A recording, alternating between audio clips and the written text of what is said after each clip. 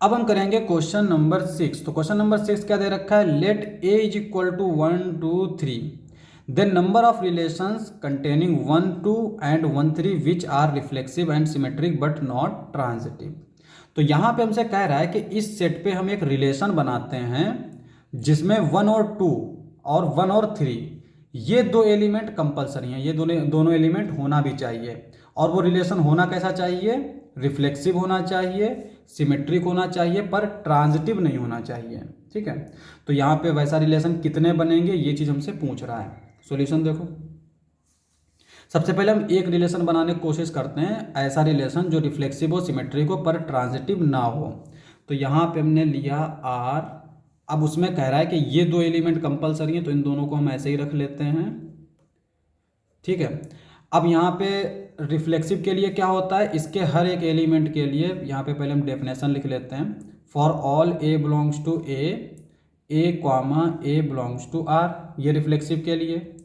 Symmetric के लिए if A comma B belongs to R, B comma A belongs to R. अगर A comma B are में है तो बी कॉमा ए भी आर में होना चाहिए।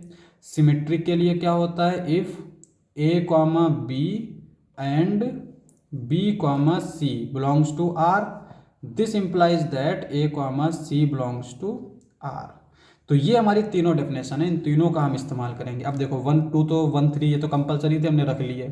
रिफ्लेक्सिव के लिए 1 1 2 2 3 3 ये होना ज़रूरी है। अब आती है सिमेट्रिक की बारी, यानी 1 2 तो है तो इसमें 2 1 भी होना चाहिए, 1 3 है तो 3 1 भी होना चाहिए।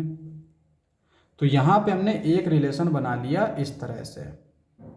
तो ये सबसे छोटा रिलेशन है जो इन दोनों एलिमेंट को कंटेन करे और रिफ्लेक्सिव हो, सिमेट्रिक हो, पर ट्रांजिटिव ना हो। ठीक है, क्योंकि यहाँ पे अगर हम ट्रांजिटिविटी की बात करें तो यहाँ पे ये ट्रांजिटिव भी हो जाएगा। 1 2 2 1 है तो यहाँ पे 1 1, तो 1 1 भी इसमें है। 1 3 3 1, तो यहाँ पे जो है 1 1 भी इसमें है।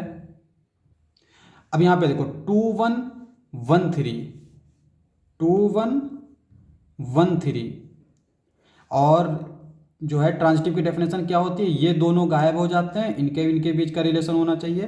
तो यहाँ पे इन दोनों को अगर हम गायब कर दें तो 2 3, अब 2 3 इसमें है नहीं है, तो इसका मतलब ये हुआ कि ये वाला जो रिलेशन है ये ट्रांजिटिव नहीं होगा।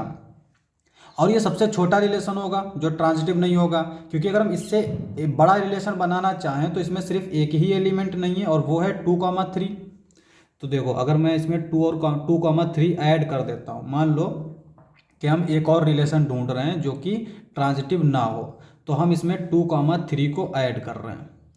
अब हमने अगर इसमें 2 3 को ऐड किया तो ये सिमेट्रिक भी होना चाहिए, और सिमेट्रिक के लिए क्या कंडीशन है, अगर 2 3 है तो 3 2 को भी होना चाहिए।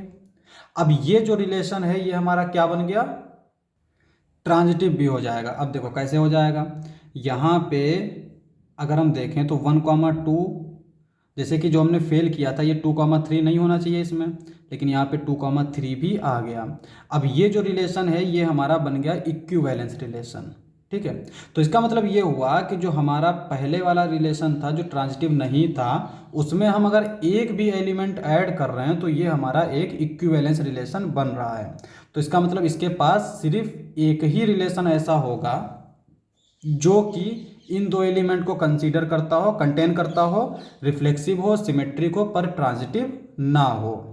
क्वेश्चन समाप्त। नेक्स्ट लेक्चर में करेंगे नेक्स्ट क्वेश्चंस। आज के लिए बस इतना ही।